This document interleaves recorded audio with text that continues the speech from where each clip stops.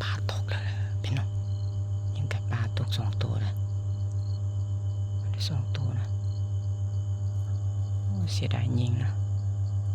เป็นหนีหมดละจักเด้อพี่น้องเด้อไก่ปลานอนแถวนี้เด้อไก่ปลานอนแถวนี้จักตกไปซะแล้วเนาะหลายตัวขนาดเลยมันฟุ้งนึงเลยนอนอยู่พี่ยิงแล้วกับบินเบิดยิงแล้วกับบินเบิดเนาะยิงแล้วกับบินเบิดเว้ย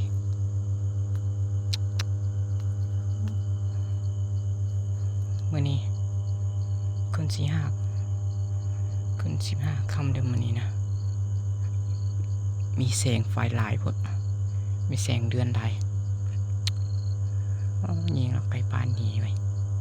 จักตกไปซะเลย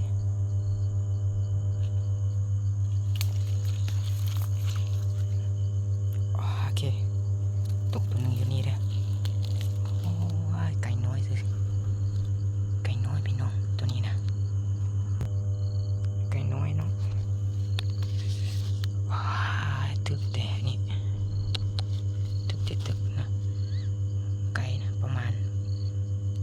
6-7 เดือนนี่เนาะไก่นี่นะไก่ยังบ่ฮอดปีเด้อเดี๋ยวได้ตัวนึงแล้วเนาะไปสองตัวที่2เด้อจักเด้อนี่อยู่ถึงนี่เนาะนี่อยู่ถึงนี่เราก็บินมืดนี่บินมืดละ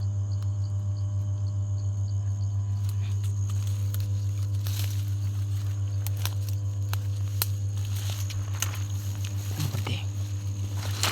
แดงก็หลายขนาดเนาะ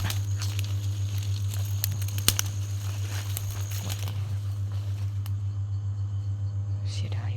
พี่น้อง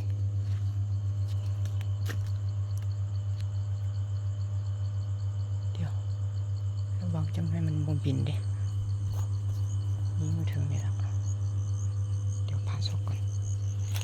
เอาก็โอเคตัวที่2อยู่นี่พี่น้องตัวที่2อยู่นี่ตัวที่2นะ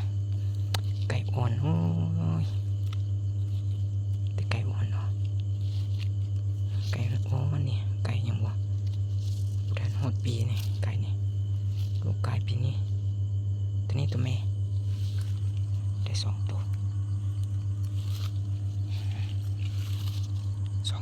นะพี่น้องนะ2 ตัวยิงได้2 นัดเรือนั้นบินเบิด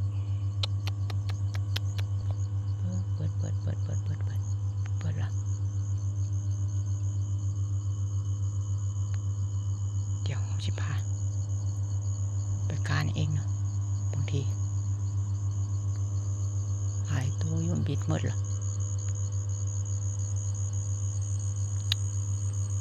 เดี๋ยวสิพาการเนาะ4-5 ตัวอยู่แถวนี้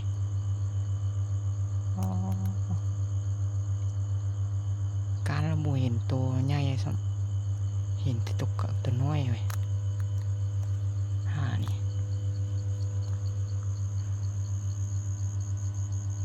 โอ้ยเสียดายแท้ๆพี่น้อง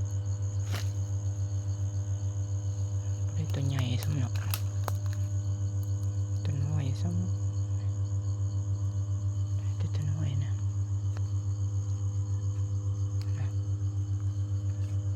เอาปืนกัน